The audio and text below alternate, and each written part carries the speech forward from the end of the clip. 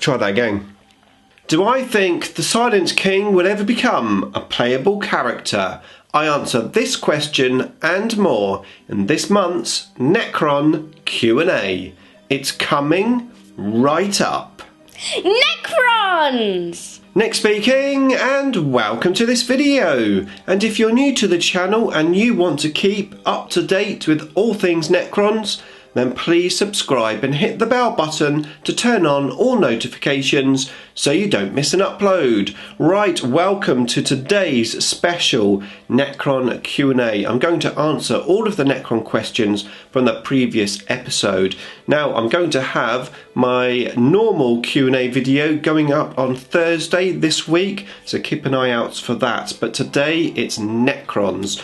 Now, first of all, I've got a question for you, and I would love to know what is your win ratio at the moment with Necrons. So are you winning 50% of the time, 70% of the time, 10% of the time? Let me know what your win percentage is in the comments box below. And of course, whilst you're there, don't forget to ask me a question for next month's Q&A.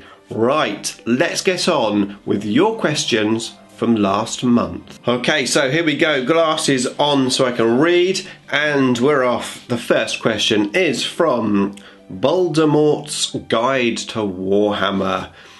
Just a quick shout out to Baldermort. There is a link in the description below, of course, to his channel and everyone else's who's asked me a question. But yeah, Baldermort doing a fantastic lore channel. He's got what I call a Tom Hardy voice, and he did a voiceover for my battle report recently. So if you haven't checked him out, definitely do so. It's a great place for lore videos. Right, okay, so his question is, how do you best deal with Eldar, especially Reapers and webway striking Eldar Wraith constructs? That is a great question. I haven't had too much experience playing Eldar in 8th edition. I think we only had maybe a couple of games.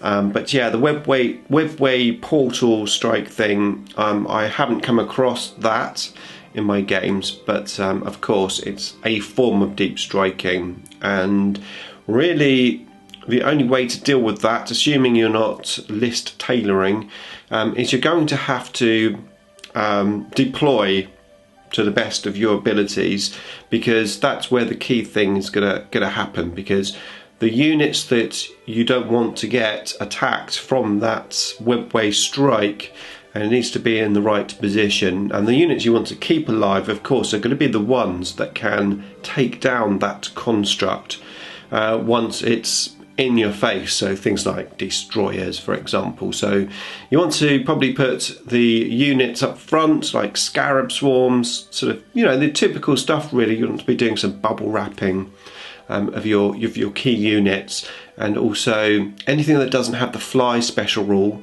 like Immortals. Try to keep them out of range of that deep strike stroke assault, because of course they can't fall back and still shoot like a fly units can do. So yeah, things like that to bear in mind, but not really just against Eldar. That's going to be against any army that you see.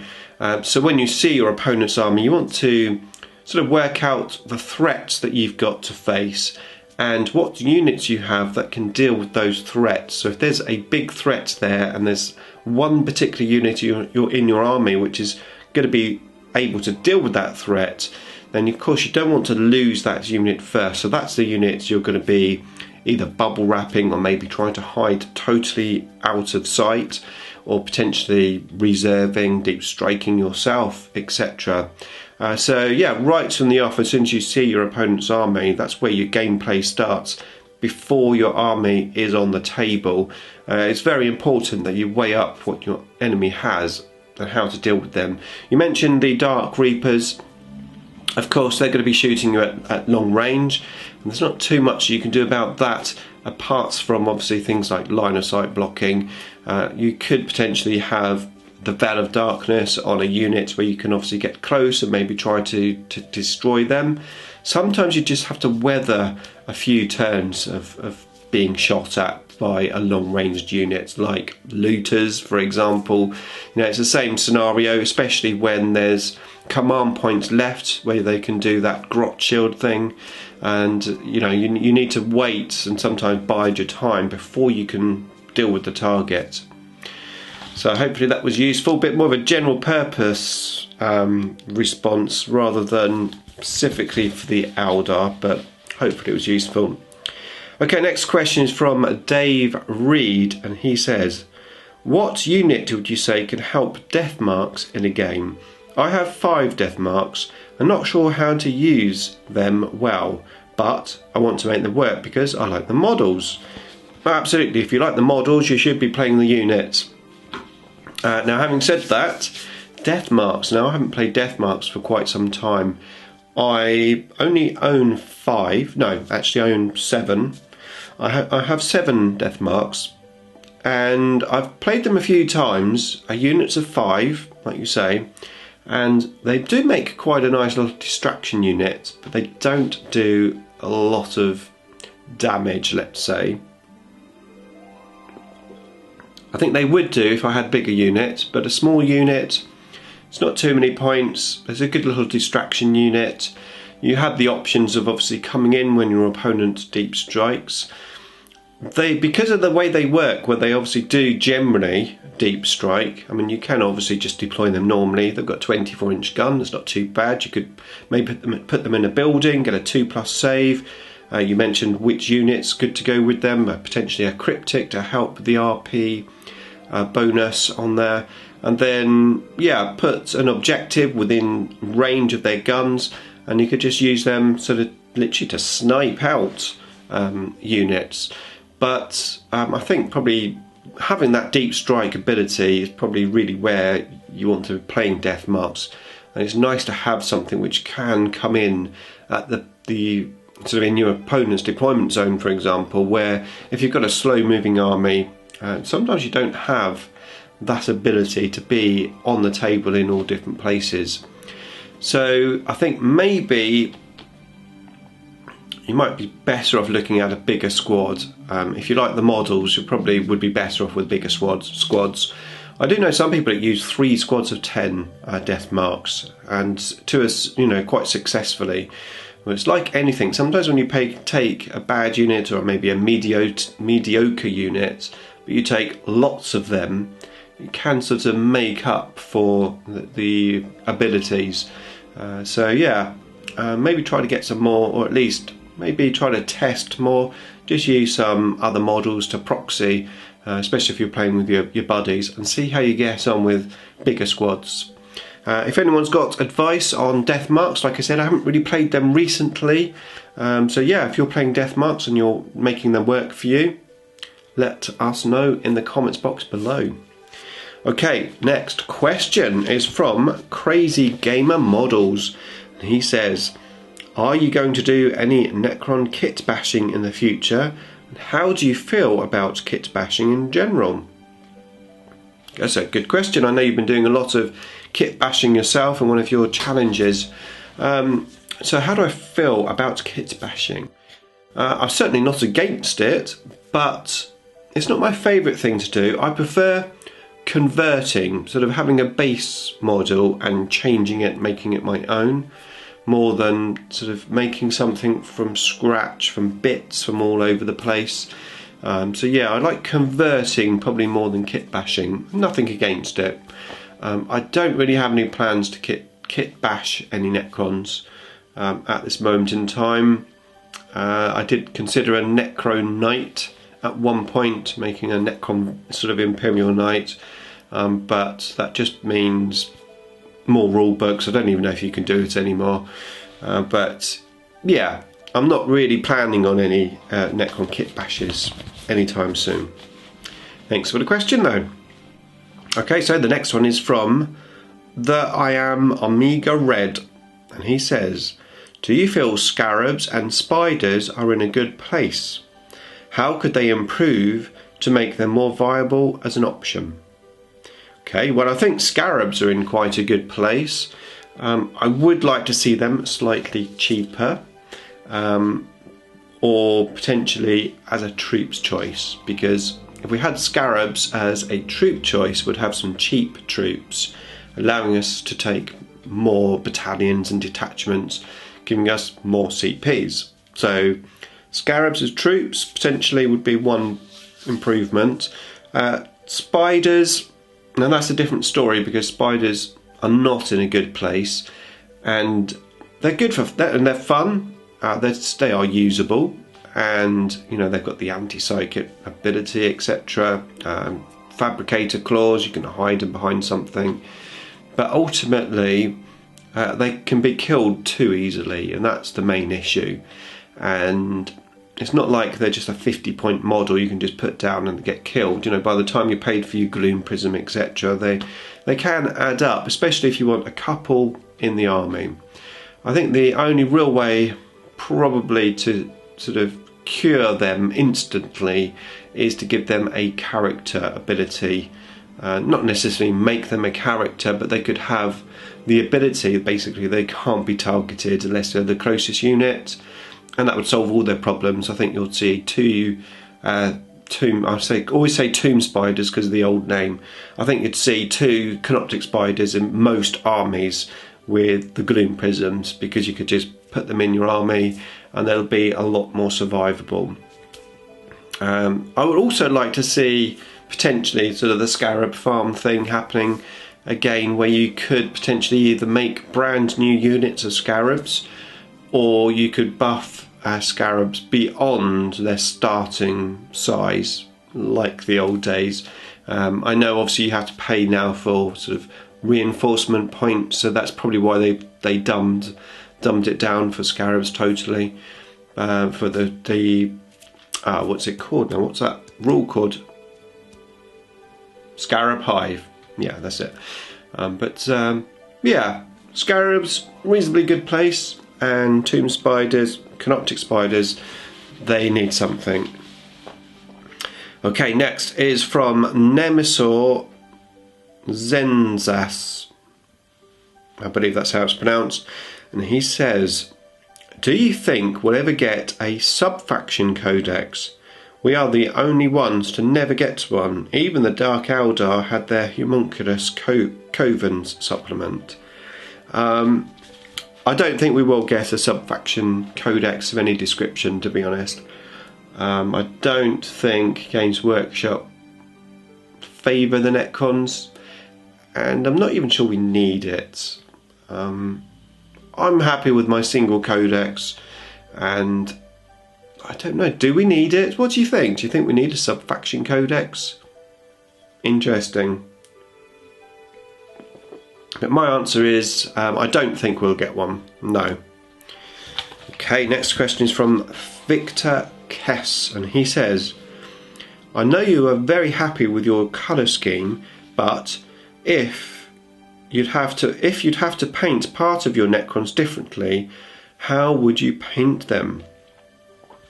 I am very happy with my paint scheme, although it is quite basic. It's, you know, the first models I ever painted, and I matched my whole army even now into those models, although I do paint them to maybe a slightly higher standard now, especially things like the glowing orbs, etc. But I do like it. The more I play with the Necrons in 8th edition, the more I'm liking the different dynasties, and I think it would be nice to have like a Novok army or a Nihilic army with those particular colours.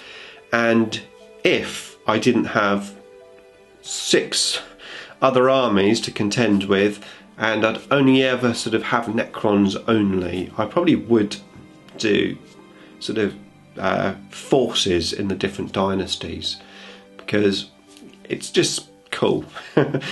So yeah, I think I would like to paint I think Novok, because obviously I love Wraiths anyway, so yeah, a Novok detachment I think would be pretty cool to paint up.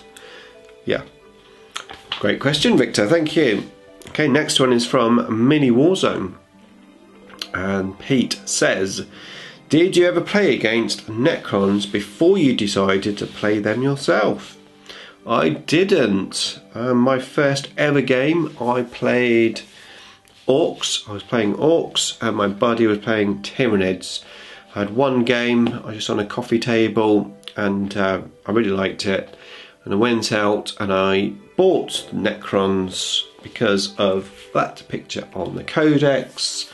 I knew nothing about the army. I just looked at that, thought, I want to play that. That is for me. So I didn't know anything about Necrons. I remember my buddy saying, "Oh no, you're not playing Necrons, are you?" Because they were badass back then. But yeah. So no, I've only ever played against Necrons once, twice. Yeah, twice. But certainly not before I got them. Okay, the next question is from an unpronounceable name, literally. I think it's sort of like Russian symbols, or I'm not sure, but what I have done is I put that into Google Translation, and apparently it's Vladimir Zhelamsky. Okay, we'll see if we got that right. Right, his question is, what do you think about the idea of a full-fledged Titan for the Necrons? Something equal to a Warhound or even a Reaver. Do you think we would get something like that? Do we need it? And most interestingly, how do you think such a unit needs to be designed?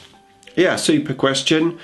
Obviously we've recently had the Seraptic, which they've gone for that sort of spider type look. And before the Seraptic came out, I suppose in my mind's eye, I was thinking like a giant robot, basically, like a Titan, but looking like a Necron robot. But yeah, I think Forge World got that spot on with the Seraptic, the spider thing. So I'm just going to say a bigger version of that Seraptic, like more menacing, bigger, and we should get one. Yeah, we should get one. I don't really play any games above 2,000 points, so I don't know if it's for me, but I'm sure a lot of people would appreciate a huge Titan Necron. So yeah, I think we should get one, definitely. Great question. Okay, so let's turn the page, and I've got some more questions. Here we go. JS Idaho, and they say, which new Necron model would you like to see Games Workshop make next, or would you prefer the updating of an older model? Okay, so I definitely don't think that Necrons need updating in terms of their models. I think the current models are absolutely fine, with the exception, and this is my thoughts, I think this will happen. I think that the Necron Warrior will be the next set for Necrons that will be updated.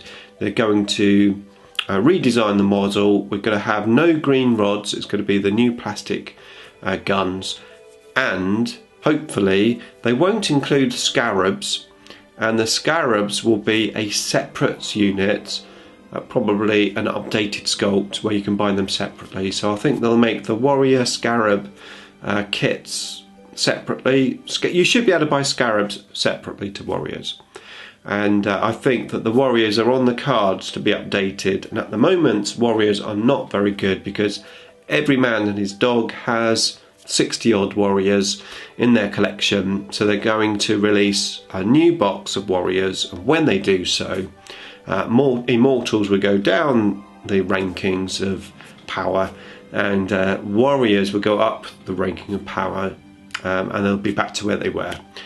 So yeah, that's what I think is going to happen.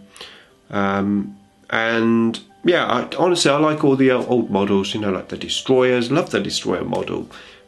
So I hope they don't mess with the models too much. I'm a bit old school like that, and I like my old Necron models. There you go. Okay, next question is from Bruce McCarthy, and he says, do you think that the Silent King will become a playable character? I certainly hope so. If GW continue down the route of of doing the Primarchs, then I think it's only fair that Necrons should get the Silent King model when it's their turn to have a Primarch-ish sort of model. So yes, I'm hoping that we do eventually get the Silent King. I think it'd be pretty cool, and at some point Games Workshop will have to give the Necron some love, and I think the Silent King could definitely be one of the things they do. So yeah, and if they do, then that'll be fun. Okay, so the next question is from Charles Carper, and he says, have you thought about 3D printing some Necron figures for fun play? Specifically, the construct is on many sites, and when printed looks very good. What are your thoughts about 3D printing units for friendly play? Yeah, I've seen a 3D printed construct, and it looked pretty decent. And well, I think 3D printing these days has got better. It's currently not for me, not just because I don't own a 3D printer, but it just doesn't seem quite right to me. I mean, I have absolutely nothing against it, and I'll play anyone. If the whole army was 3D printed, I'd still play them. I've got nothing against it. It's just, for me personally, I just prefer to have the proper model, and I'd rather save up and get the proper model or not have it than either getting like a fake Chinese copy thing or printing my own. Yeah, I mean, there are some things which I would potentially consider having 3D stuff. Let's, for example, say my Eldar jet bikes. I need sort of scatter lasers or shuriken cannons on them, and it can be quite hard to get those as a model. So it does have a place, you know, if I was able to pick up some 3D printed scatter lasers where I can sort of magnetise them onto my bikes, then yeah, like I said, I've got nothing against it, and there definitely is call for it, but I don't think I would really be that, I'm not that interested in 3D printing personally. Okay, great question. Next, we've got some questions from Erutherford, and there's quite a few, so let's get on with these. The first one is, in low point games, how do you handle fast assault armies like Tyranids? How do you deal with the abilities that allow for multiple moves, multiple fight phases and wrapping, etc.? Okay, so in low point games, I think you can't really... I always view low point games as just fun games. Games where you can try a particular combination out, and I don't take any game that's like 1,000 points or less. This may sound silly, but I just don't take it seriously. So if I'm playing 1,500 points or a 2,000 point game, it's like a proper game to me, and I play a bit more serious. If it's 1,000 points, 750, 500 points, I'll just take whatever I want to take. Just have some fun with it, you know. Obviously, a lot of people play those smaller games competitively. Even there's even tournaments and things around it. So, yeah, how would you deal with it? I think the key thing is to have fly units in your army, so that you can at least, you know, fall back and get out of trouble. I think that's one of the key things. And as many guns as you can. Obviously, if you're playing something like Tyranids, it's probably a good idea to have a reasonable amount of Tesla on the table. You know, it's just volume of shots, really. I think that's what you need to do when you're making small lists, is to, I think it's quantity over quality. In many cases, it's probably best to have, you know, more guns on the table, more models on the table than less. Although obviously less still works, but that's how I would look at playing it a little bit more, especially against a fast moving army. You want options, you know. If you just got to say a couple of units on there and you get hit by the mother enemy, you haven't really got many options. But say you've got 4, 5, 6 different units, you can't be hit in all places at the same time necessarily. Okay, great question, thank you. His next question is, when playing against friends, what balance between fluffy versus competitive lists do you use? Any home rules to make the game fun for everyone? Don't really have any home rules as such. No home rules.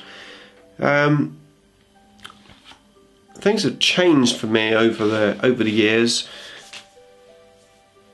I used to play my buddy. We used to play sort of each week. We used to play to outwit each other, almost like list tailoring, which I think happens when you play someone all the time, you know, and it's sort of outwitting someone. So for example, he might take a Terminator army one week, and I'll take guns to try and kill Terminators. Then he'll turn up and he won't have any Terminators, he'll have all tanks, and then, you know, he might, again, like I said, each week you're basically trying to outwit your opponent, give them a surprise on the table, and to the point that we used to play things like your reserves. You wouldn't necessarily declare what's in reserve, so we might just say, right, I've got an elite that's going to go into reserve, and that's all you know. And that's fun because it's a bit like real battles. You wouldn't necessarily know what's coming, you know, what you're going to face. And I think that does give you the fun element. These days we don't really do that much because we don't get that much time. Usually we don't get much planning. You know, in the old days we used to plan what we could do. You know, right, next week, okay, we're going to play 1500 points, and I'll say I'm going to play my Eldar. He'll say, oh, I'm going to play my Blood Angels. You know, now it's not like that. It's a case of like on a Friday night, like phoning up like 5 o'clock, 6 o'clock, you know, going to do anything tonight? He said, oh yeah, I have to check with the wife. No, I'll call you back later. And then it'll be like 6:45. It's like, yeah, I'm coming around. What should we do? It's like 1500 points, okay. And then I'll have like 15 minutes to make a list up, or I'll grab one of my other lists and just like amend it so that I've got something to play.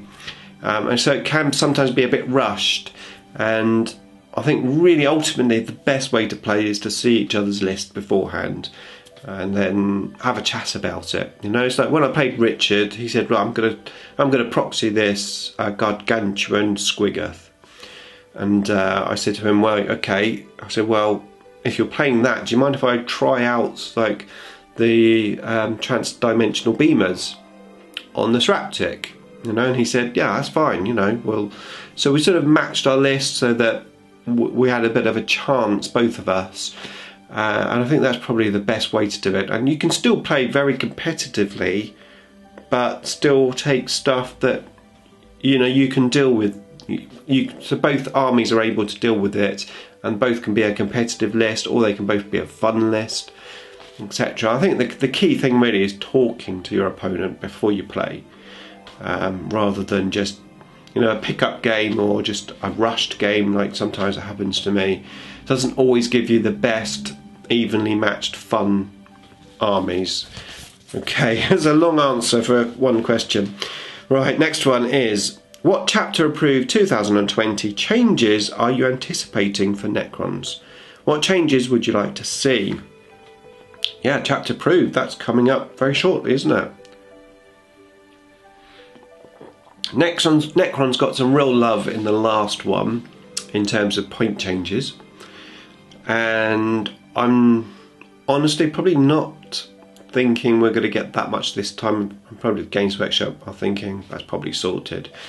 However, I think that we would still need stuff, and I don't think it will be points reductions. I think what I would like to see is, I would love for heavy destroyers to have a lot more presence in Necron armies, and I think the way to do that is to have bigger size units, say up to 6 in a unit, and for the twin heavy gauze cannons to have 2 shots, or maybe just to be able to fire twice if they don't want to change like the It's not a twin, yeah, a heavy gauze cannon, make it into a twin heavy gauze cannon, there you go.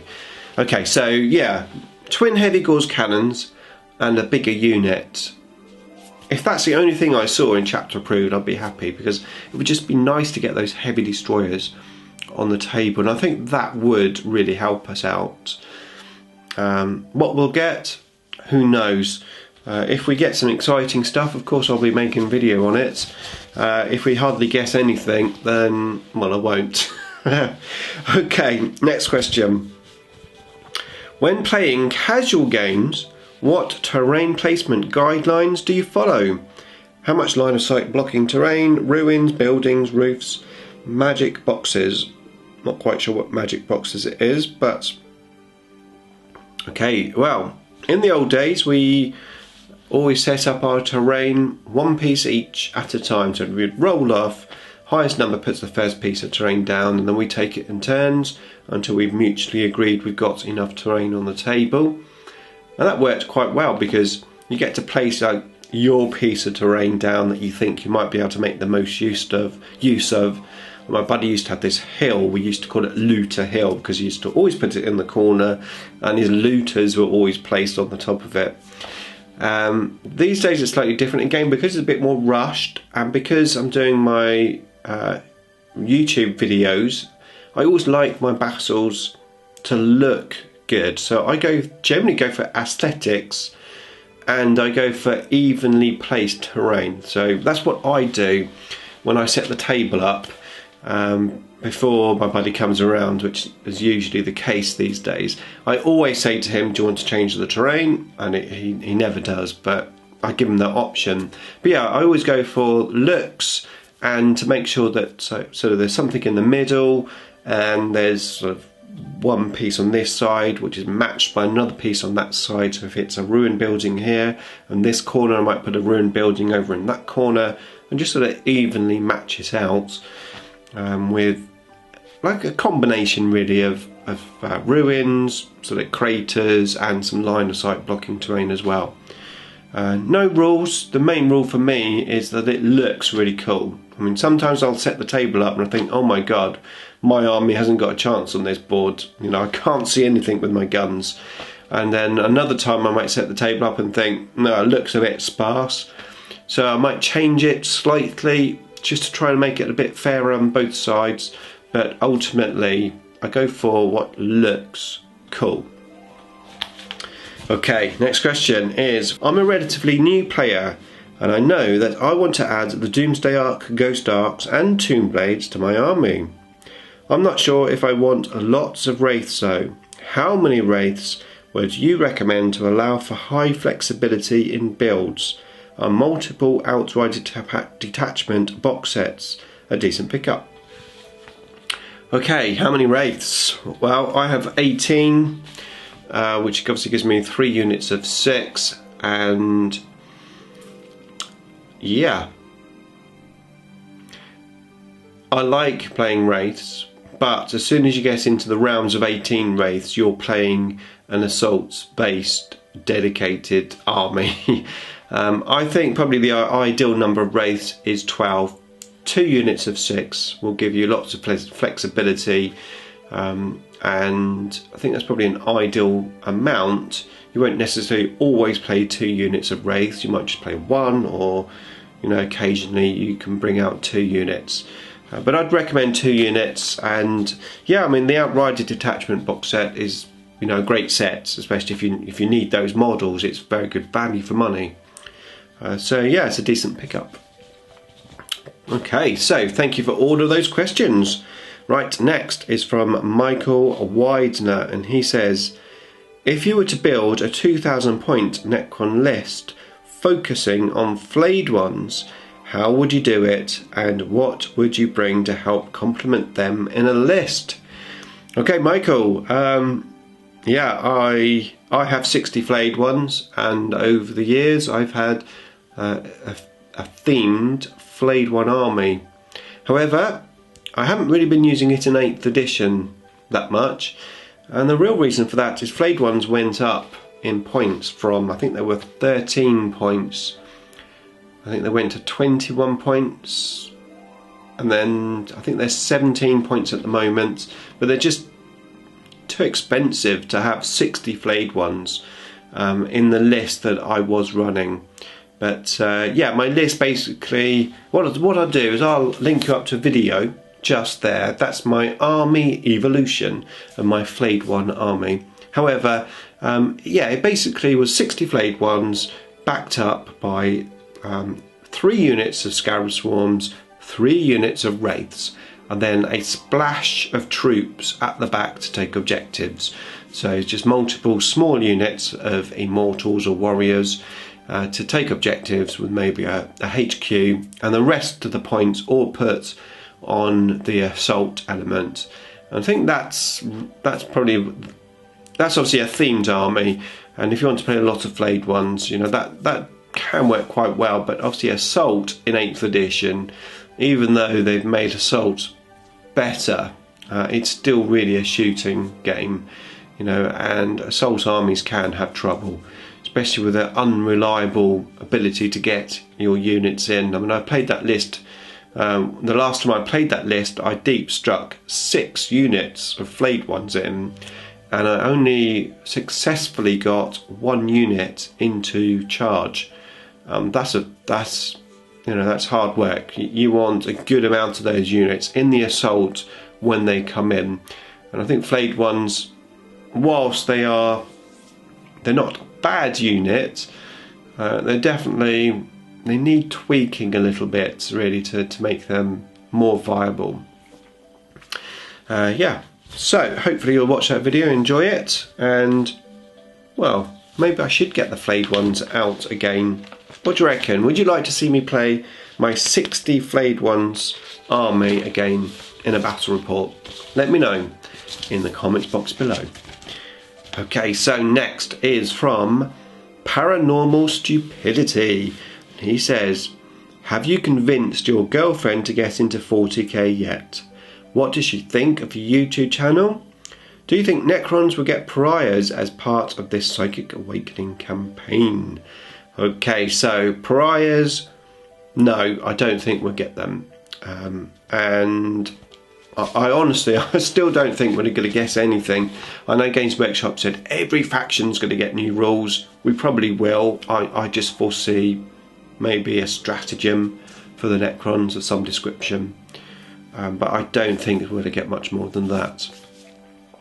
Okay, have I convinced my girlfriend to get into 40k? I haven't. And I haven't tried. She's said, you know, what you do is great, but it's probably not for me. Although she is quite artistic, so at some point maybe she might have a go at painting some models, possibly, but we'll see. What does she think of YouTube channel? Yeah, she's good. Yeah, she likes it. she watches some of my videos, not all of them, but she watches some of them, and I think she seems to like the fact that I have a hobby, and you know, that I enjoy it, and yeah, she seems all cool with it. So I don't foresee any issues in the future with my YouTube channel or the hobby with my girlfriend, which is great. Okay, next question is from Jackoghost. He says, what chapter approved coming closer? With chapter approved coming closer, what are your hopes for Necrons? Personally, I'm hoping for more toughness, so it's a bit more lore-ish as a slow but tough army. Maybe doing something for warriors so they can be a nice choice instead of always outpicked by Tesla Immortals. Yes, I've answered this one already regarding chapter approved, but yeah, I don't think warriors will get any love until they've got a new box set, personally. Okay. So the next question is from, it's another one from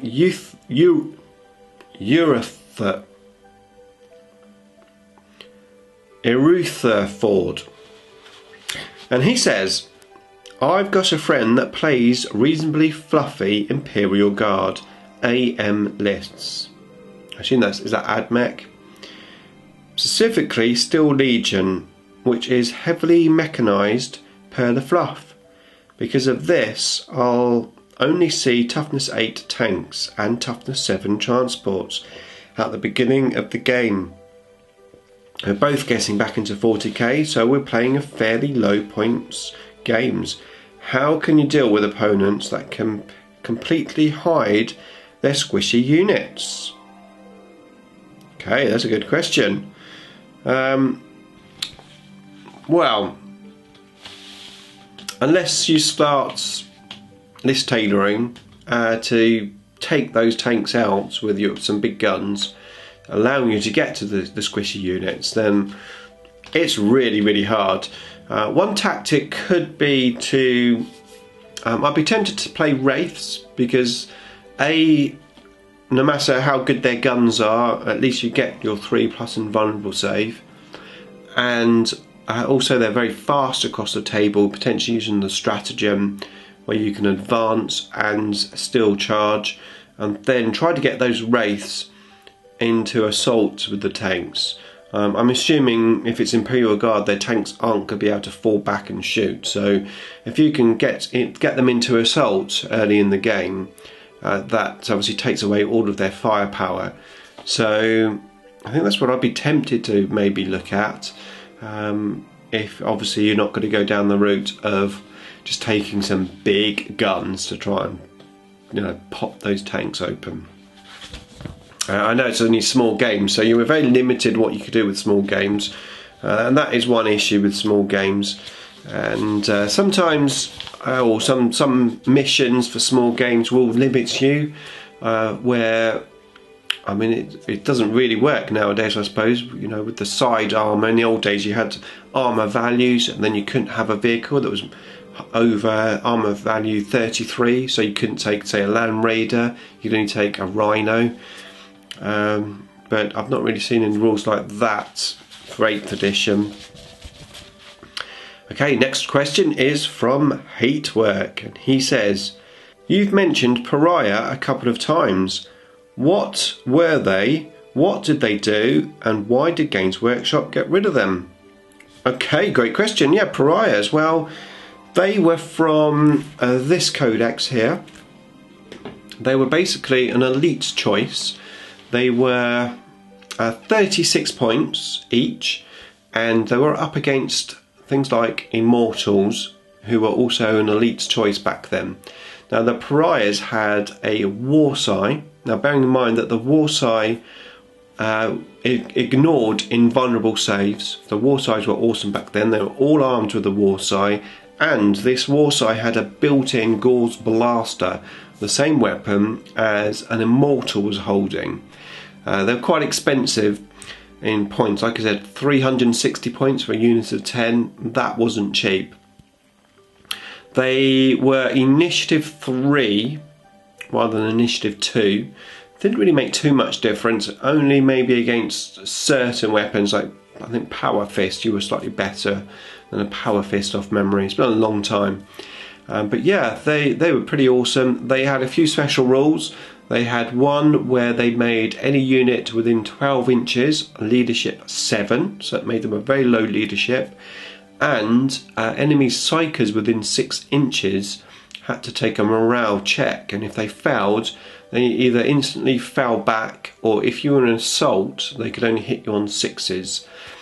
So the combination of making you leadership 7 and then making you take a morale check, they were pretty good. They would be an ideal unit to come back in the Awakening, Psychic Awakening, but sadly Games Workshop totally wrote them out of the fluff when they rewrote the fluff when the Codex came out after this one, which I think was it the end of 5th edition, maybe 6th edition, and yeah, they rewrote the fluff totally, and Pariahs were no longer there.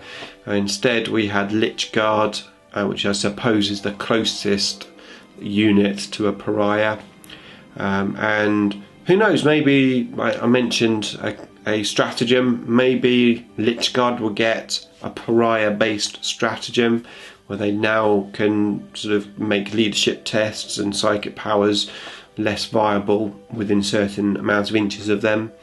But yeah, sadly, I don't think we'll see the Pariahs back at any time soon. Okay, so thank you so much for everyone's questions. That was the last question. If you have a question for me for next month's Necron Q&A, then pop it down in the comments box below, and I'll see you back here on Thursday for all of my non-Necron questions from last month's Q&A. Beam me up.